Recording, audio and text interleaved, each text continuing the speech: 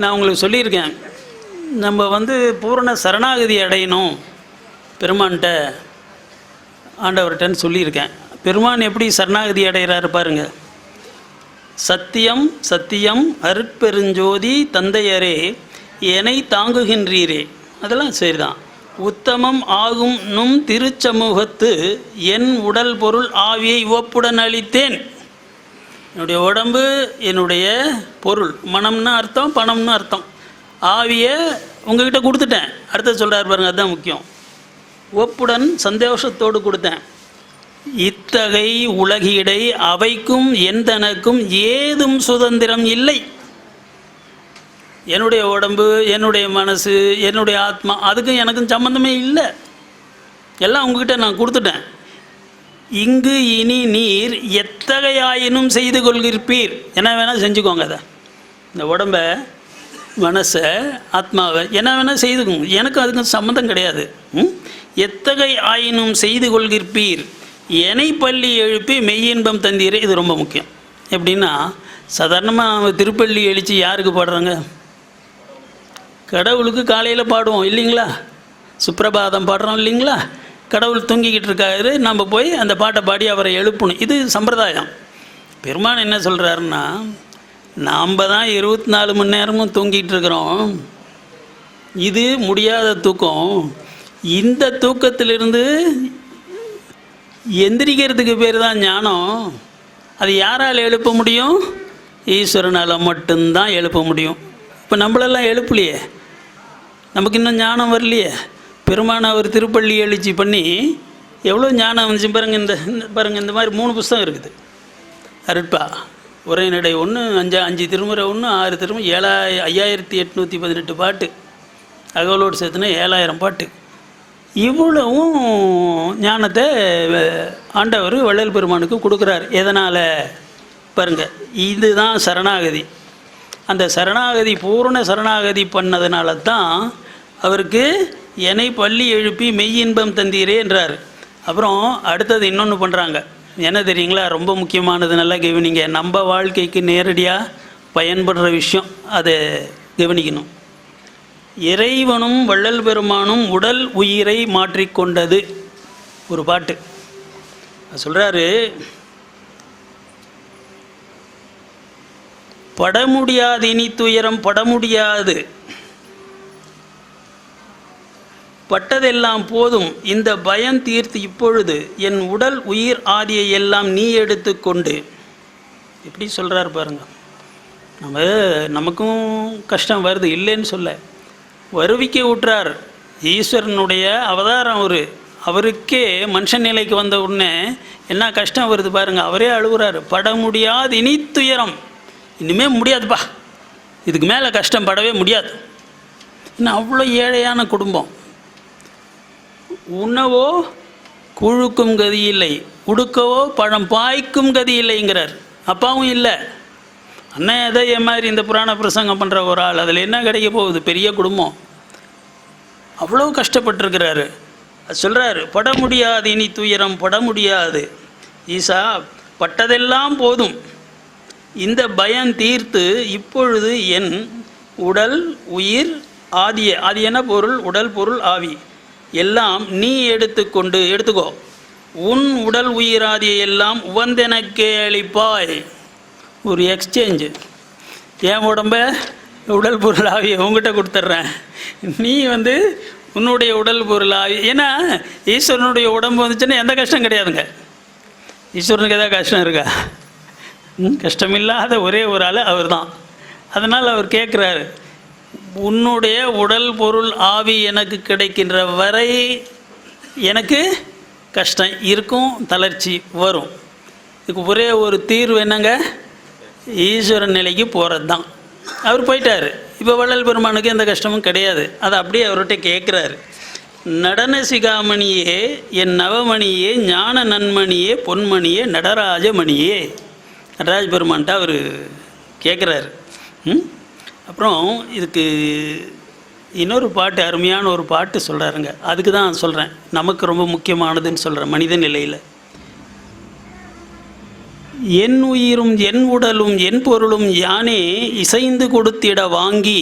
நான் இதெல்லாம் கொடுத்துட்டேன், உடல் பொருள் ஆவியெல்லாம் நானே விருப்பப்பட்டு கொடுத்தேன், நீங்கள் வாங்கிக்கிட்டீங்க. சரி, அடுத்தது வாங்கிவிட்டு அதன் பின் மகிழ்ந்தே தன்னுயிரும் தன்னுடலும் தன் பொருளும் எனக்கே தந்து கலந்து என்னை புணர்ந்த தனித்த பெருஞ்சுடரே. ரெண்டு பேர், உடம்பு மனசு ஆத்மா எல்லாம் ஒன்றாயிடுச்சு. ஜீவாத்மாவும் பரமாத்மாவும் ஒன்றாயிடுச்சு. சரி, இந்த இடத்துல உங்களுக்கு என்ன ஞாபகம் வருது சொல்லுங்கள். திருவள்ளுவர் சாமி என்ன சொல்கிறாருன்னா, அரணெனப்பட்டதே இல்வாழ்க்கை. துறவரமெல்லாம் எழுதுவார், ஆனால் துறவரத்துக்கு கொடுக்காத ஒரு ஏற்றத்தை அரண் எனப்பட்டதே. தம்பி, தர்மம்னு நீ சொல்கிறியா, அது என்னது? குடும்ப வாழ்க்கை தான். சன்னியாசி போயிட்டாக்கா வாரிசு கிடையாது, உலகம் விருத்தி ஆகாது. சரி, அப்போது குடும்பத்தில் இருந்தால் பிரச்சனை இல்லையா சார்? பாருங்கள், அதுக்கு தான் அவர் சொல்கிறார், எப்படி இறைவனும் வள்ளல் பெருமானும் உடல் பொருள் ஆவியை மாற்றிக்கொண்டார்களோ அது மாதிரி கணவனும் மனைவியும் மாற்றிக்கொள்ள வேண்டும். இதான் அந்த திருமணம் பற்றி, குடும்பத்தை பற்றி திருவள்ளுவர் நாயனார் சொன்னதுக்கு அர்த்தம். ஒத்திகை தான். கணவனும் மனைவியும் சேருகின்ற குடும்ப உறவு என்பது ஒத்திகை. எதுக்கு? மேலே சிவன் ஜீவனோடு கலக்கிறார் பார்த்தீங்களா, அந்த நிகழ்ச்சிக்கு இது ஒத்திகை. இதிலேயே பார்த்துக்கலாம். இங்கே நம்ம திருமண வாழ்க்கை எப்படி இருக்குதுங்க? உடம்பு கலக்குது, மனசு கலக்கலை, ஜீவன் கலக்கலை, ஆத்மா கலக்கலை. இது திருமணமே இல்லை. குடும்பம் விருத்தி ஆகுது, அது வேறு, அது எல்லாருக்கும் தெரியும். அது மிருகம் கூட பண்ணுது இல்லையா? அப்போது திருமணம் செய்யும் போதே நம்முடைய குழந்தைங்களுக்கு நாம் இந்த பாட்டை சொல்லி கொடுக்கணும். அம்மா, தம்பி, உடல் பொருள் ஆவியை நீங்கள் இருவரும் மாற்றிக்கொள்ள வேண்டும். அதுக்கு பேர் தான்ப்பா திருமணம், அதுக்கு பேர் தான்மா திருமணம். அந்த இடத்துக்கு ஒவ்வொருத்தரும் வரணும். இதுதான் நமக்கு தமிழ் மரபு. இல்லறந்தான் நமக்கு தமிழர்களுடைய தர்மமே. சன்னியாசம் இல்லை. அதனால தான் பெருமான் வெள்ளை வேஷ்டி தான் கட்டுவார். சரி, அது போகட்டும். இப்போ எதுக்கு நான் இங்கே இது வரைக்கும் வந்திருக்கேன்னாங்கய்யா, தளர்ச்சி. இறைவனுடைய தூதராக வந்த வள்ளல் பெருமான் கூட மனித நிலைக்கு வருகின்ற பொழுது எல்லா கஷ்டமும் வருது இல்லைங்களா? அப்போ இதுக்கு என்ன அர்த்தம்? இறைவனை தவிர எல்லா உயிர்களுக்கும் தளர்ச்சி வரும், உடம்பில் தளர்ச்சி வரும், மனசில் தளர்ச்சி வரும், கஷ்டங்கள் வரத்தான் செய்யும். அப்போது மூவரும் தேவரும் முத்தரும் சித்தரும் யாவரும் பெற்றிடா இயல் எனக்கு அளித்தனைங்கிறார் ஒரு இடத்துல. மூவர்களும் கஷ்டப்படுறாங்க, தேவர்களும் கஷ்டப்படுறாங்க, முத்தர்களும் கஷ்டப்படுறாங்க. முத்தர்கள் என்ன சார் கஷ்டப்படுறாங்க? முத்தர்களுக்கு ஆத்மாவை பிரித்து வச்சுக்கிறாங்க. ஆனால் அந்த உடம்பு ஏதாவது நோய் செத்து போயிடும். பகவான் புத்தர் பெரிய ஞானி தான். உலகம் இன்றைக்கி ஒரு 120 கோடி பேர் புத்த மதத்தில் இருக்கிறாங்க, புத்தரை பின்பற்றுறாங்க. அவருக்கு என்னாச்சுங்க? அவருக்கு சன்னியாசி ஒரு கொல்லன் அவருடைய வீட்டுக்கு விருந்து கலைக்கிறாங்க. இவருடைய அந்த பட்டாளத்தோடு போகிறார், சீடர்களோடு போகிறார். அங்கே போய் அவங்க இந்த கெட்டுப்போன பன்றிக்கறியை தெரியாமல் தான், தெரிஞ்சால் போட மாட்டான், அது கெட்டு போச்சுன்னு அவனுக்கு தெரியல, அவன் விருந்து பரிமாறுறான். புத்த பகவான் சாப்பிட்றாரு. டயரியா நீர்ப்போக்கு ஏற்பட்டு செத்து போகிறார். அப்போ அந்த சீடர்கள்லாம் சாப்பிட வேணான்னு சொல்லிடுறார்.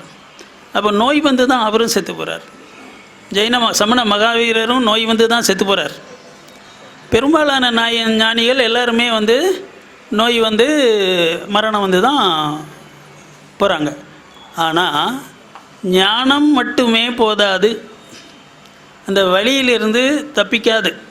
ஆத்மாவை பிரிச்சுக்கலாம், ஆனால் உடம்பினுடைய வலியை தாங்காது. அதனால தான் சித்தர்களும் திருவள்ளுவரும் வள்ளல் பெருமானும் சொல்கிறது, ஞானம் போதாது, ஞானத்தோடு காயசித்தியும் வேண்டும். இந்த உடம்பையும் நம்ம பக்குவப்படுத்தி வச்சுக்கணும். இது சித்தர் நெறி, தமிழர் நெறி. திருவள்ளுவரும் அப்படி தான் சொல்லுவார், வள்ளல் பெருமான் அப்படி தான் சொல்வார். திருமூலரும் அப்படி தான், நமக்கு சைவ மரபு அப்படி தான் சொல்லுது. சரி, அப்போ இதிலிருந்து நமக்கு என்ன தெரியுதுங்கய்யா? பெருமான் என்ன சொல்வார்னா, இந்த ஒரு காரணத்திற்காக நீங்கள் சுத்த சன்மார்க்கத்திற்கு வர வேண்டும். இங்குதானே இறைமை சித்தியும் பெறலாம். வாய்ப்பு இருக்குது, உங்களுக்கு இஷ்டம் இருந்தால் அதுக்கு நீங்கள் முயற்சி பண்ணால் கிடைக்கும். மற்ற மார்க்கங்கள் எல்லாம் என்லைட்டன்மெண்ட்டுன்னு சொல்லுவாங்க, முக்தி நிலையோடு நின்று போயிடுவாங்க. ஆன்மாவை பிரித்து வச்சுக்கிறது, சாப்பிட மாட்டாங்க. அப்படியே அந்த உடம்பு இருக்கும், அந்த ஆன்மா அப்படியே வேலை செஞ்சிகிட்டு இருக்கும். ஆனால் உடம்பு போயிடும், அதாவது நோய் இந்த உடம்பு போயிடும். ஆனால் இங்கே சுத்த சன்மார்க்கத்தில் இந்த உடம்பு இருக்குது பார்த்திங்களா, இதையும் காப்பாற்றணும். இதுக்கு என்ன வழி? பெருமான் விஞ்ஞானபூர்வமான ஒரு விளக்கம் சொல்கிறார், உலகத்தில் யாருமே சொல்லலை. அது என்ன சொல்கிறாருன்னா, நேரம் இல்லை, வேகமாக போகிறேன், கொஞ்சம் கூட வாங்க. ஊன் என்றும் உயிர் என்றும் குறியாமே முழுவதும் ஒரு வடிவாம் திருவடிவம் உவந்தளித்தபதியே. மரணன்றது என்னங்க? நம்ம உடம்பு, நம்ம உயிர் ரெண்டும் இப்போ ஒன்றா இருக்குது. அதை கூறு போட்டு கூற்றுவன் என்கின்ற யம தர்மராஜா பிரித்து எடுத்துகிட்டு போயிடுறாரு இல்லையா? கூறு போட விடாதே, இந்த ரெண்டு கூரையும் ஒன்றாக்கிக்கோ. எப்படி? இந்த 7 திசுக்களால் இந்த உடம்பை 5 லட்சம் கோடி செல்கள் 50 லட்சம் கோடி செல்கள் இருக்கின்ற இந்த உடம்பை உயிருடலாக மாற்றிக்கொள். இந்த 7 திசுக்கள் இருக்குது பார்த்தீங்களா, இதெல்லாம் ஒரு வாரத்தில் செத்து போயிடும். மூளையில் இருக்கிற செல்லு 2 வருஷத்துக்கு சாவாது. கண்ணில் இருக்கிற செல்லு மூளையில் இது வெளிச்சம், இது இருட்டு என்று பார்வையை காட்டுகின்ற செல்கள் என்றைக்கும் அழியாது. இப்போவே நாம் மரணமில்லா பெருவாழ்வை பெற்றவர்கள்தான். இப்போவே நம்ம உடம்பினுடைய ஒரு பகுதி. இப்போது பெருமான் என்ன சொல்கிறாரு? இந்த 7 திசுக்களில் இருக்கிற செல்லெல்லாம் ஒரு வாரத்தில் செத்து போகுது இல்லைங்களா, இதை மூளை செல்களாக மாற்றுங்கள். அப்போ 2 வருஷம் இருக்கும். அந்த மூளையில் இருக்கிற செல்கள் பூரா கண்ணில் இருக்கிற செல்லு மாதிரி. அதுக்கப்புறம் மூளையில்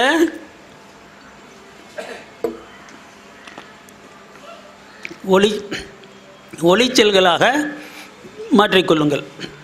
இதுக்கு எப்படி சொல்வார்னா, நேத்திரங்கள். நேத்திரன்னா என்னங்க? நேத்திரன்னா கண்ணு. நேத்திரங்கள் சிற்றம்பலவனின் திரு அருட்சீரென தெரிந்தேன். இறைவனுடைய உடம்பு அழியாது, இந்த கண்ணும் அழியாது. இந்த கண்ணு சாதாரணமான கண் இல்லை, இதுக்குள்ளே இன்னும் 4 விதமான கண் இருக்குது. பெருமான் சொல்கிறாரு, ஒரு கண்ணு தான், இதுக்குள்ளே 4 விதமான கண் இருக்குது. இது ஊனக்கண், சும்மா இந்த மாதிரி ஜட பொருள்கள் இப்படி உலகத்தில் இருக்கிற பொருளை தான் பார்க்கும்.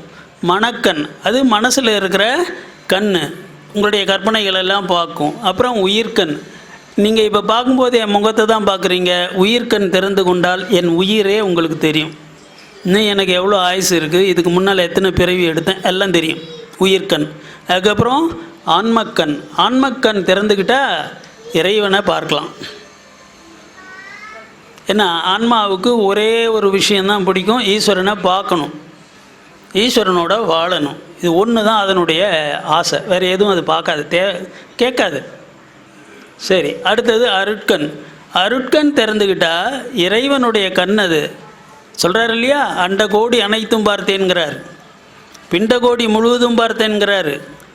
எப்படி? அருட்கண். இறைவனுடைய கண்ணை வள்ளல் பெருமானுக்கு ஆண்டவர் கொடுக்குறார்.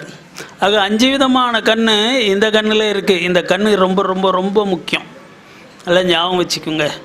அதனால தான் பெருமான் இங்கே சொல்கிறாரு, ஊன் என்றும் உயிர் என்றும் குறியாமை முழுவதும், ஊன் என்றும் உயிர் என்றும் குறியாமை முழுவதும் ஒரு வடிவாம் திருவடிவம் ஓந்தளித்த பதியே. சரி, எப்படிங்க இந்த திசுக்கள் எல்லாம் நம்ம கண்ணு மாதிரி மாற்றிக்கிறது? அதுக்கு வழி சொல்கிறாரு. இந்த திசுக்கள் எல்லாம் அன்பால், எப்பவும் அன்பிலேயே இருங்க. உயிர் என்பது என்ன? அன்பு = உயிர் இல்லையா? அன்பின் வழியது உயிர்நிலை. திருவள்ளுவர் சொல்கிறார் இல்லைங்களா, அன்பு = உயிர், அருள் = கடவுள். ஆக எப்போதும் அன்பிலேயே நீங்கள் இருக்க பழகி கொண்டால் இந்த உடம்பில் அமுதம் ஊறும். இந்த உடம்பில் இருக்கிற செல்லெல்லாம் அப்படியே உயிருடம்பாக மாறி போகும். உயிருடம்பாக மாறி போச்சுன்னா அடுத்தது இறை உடம்பு, அருள் உடம்பு. அங்கே எப்படி போகிறது அப்படின்னு சொன்னால் அது ஈஸ்வரனுடைய வேலை. அவர் பார்ப்பார், ஓ இந்த பையன் இந்த பொண்ணு கரெக்டாக இருக்காங்க அப்படின்னு சொல்லி தன்னையே எனக்களித்து தன் அருள் ஒளியால் என்னை வேதித்த என் தனி அன்பே. ஈஸ்வரன் பாருங்கள், தைப்பூசத்தன்னைக்கு ஈஸ்வரன் அங்கேருந்து வள்ளல் பெருமானுடைய உடம்புல வந்து புகுந்து அவருடைய உடம்பு, மனசு, ஜீவன், ஆன்மா எல்லாத்தையும் அருட்பெருஞ்சோதி ஆக்கிட்டார் இல்லையா? அது வந்து ஈஸ்வரனுடைய வேலை, அது நம்ம வேலை இல்லை. நம்ம வேலை வந்து உயிருடல்னு சொல்கிற பிரணவ தேகம் வரைக்கும் போகணும். அதுக்கு எப்பவும் பெரிய யோகமெல்லாம் ஒன்றும் வேணாம். எப்பவும் கனிவோடு இருங்க, தயவோடு இருங்க, எல்லார்ட்டையும் அன்பாக இருங்க, யாரையும் திட்டாதீங்க, யாரையும் வெறுப்பாக பார்க்காதீங்க, மனசில் எந்த வெறுப்பு எண்ணமும் வேண்டாம். டைம் ஆச்சா? 5 நிமிஷம். சரி. அப்போது ஐயா சுருக்கமாக தெரிஞ்சுக்கணும். சரிங்கய்யா, இப்போ தளர்ச்சி வந்துடுது, என்ன செய்யணும்? தினசரி நமக்கு தளர்ச்சி வருது, உடல் தளர்ச்சி, மன தளர்ச்சி. இதுக்கு என்ன பண்ணணும்? நான் சொல்ல, பெருமான் சொல்கிறார். அவர் எங்கே போனார்? தளர்ச்சி வந்தால் எங்கே போனார்? கோயிலுக்கு போய் ஈஸ்வரன்ட்ட போனார் இல்லையா? ஏன் அங்கே போகிறாரு? தளர்ச்சியே இல்லாத ஒரு ஆள் ஈஸ்வரன் தான். சொல்கிறார் பாருங்க, அன்பர் குறை முடிக்கும் குணக்குன்றே.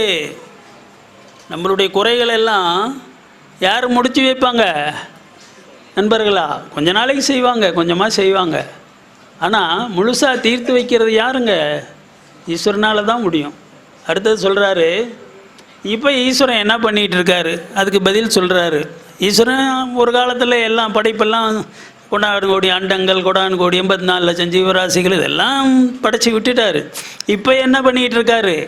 அதுக்கு சொல்கிறாரு, ஓயாது நற்றொண்டருக்கு அருளும் ஓங்கு அருள்வீர், ஓயாது நற்றொண்டருக்கு அருள்வாய் ஓங்கு சீர் ஒற்றியூருடையீரே. திருவொற்றியூரில் தியாகராஜ பெருமானை பற்றி ஒரு பாட்டு பாடுறாரு. அந்த பாட்டில் சொல்கிறாரு, ஓய்வில்லாது. ஈஸ்வரனுக்கு ஓய்வு ஒளிவு எதுவும் கிடையாது. ஒரு வேலையை செஞ்சுக்கிட்டே இருப்பார். என்ன அது? உதவி செஞ்சுக்கிட்டே இருப்பார். யாருக்கு?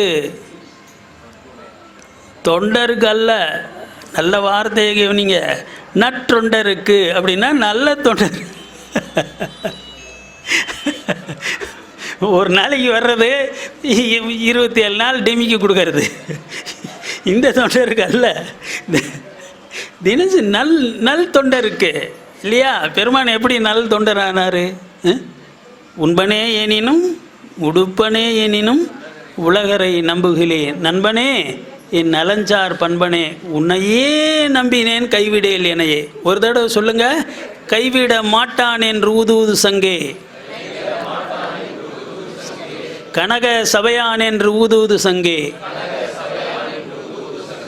கைவிட மாட்டான் என்று ஊதுவது சங்கே, கனக சபையான் என்று ஊதுவது சங்கே. ஐயா கொஞ்சம் வாய் பலமாக விட்டு நம்பிக்கையாக சொல்லுங்க ஐயா. சொல்கிறது கூட காசா பணமா? நல்லா பலமாக சொல்லுங்க. கைவிட மாட்டான் என்று ஊதுவது சங்கே. அப்படி சொல்லுங்க. கனக சபையான் என்று ஊதுவது சங்கே. அருட்பெருஞ்சோதி அருட்பெருஞ்சோதி தனிப்பெருங்கருணை அருட்பெருஞ்சோதி. எல்லா உயிர்களும் இன்புற்று வாழ். வள்ளல் மலரடி வாழ்க வாழ்.